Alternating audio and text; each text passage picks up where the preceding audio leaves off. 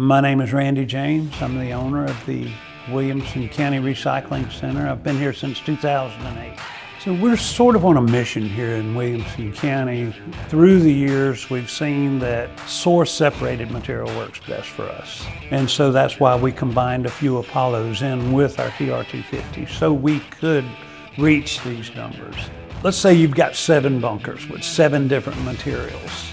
The machine is so predictable. It's quiet, it's reliable, and you know right when it's time to change over to another bale. So it cleans out really. I would say switching from plastic to paper takes no more than 5 minutes. There's no crossover contamination in that process. The Marathon displays are easy to operate. When Marathon installs the baler, when they leave, there's 3 or 4 different recipes in there. They're numbered 1 through 4.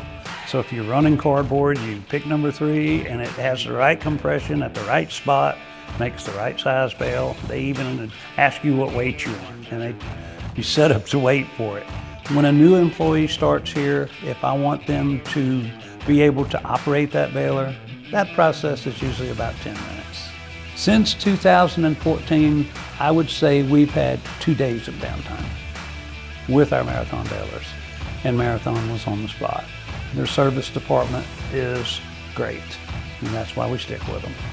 As far as the Apollo goes, you have a baler that can stand up to anything and produce a bale every 5 minutes. I don't know what else you could ask for.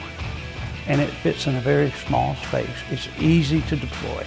I can move that baler from where it sits right now, and by this evening have it operating 20 miles from here, up and running.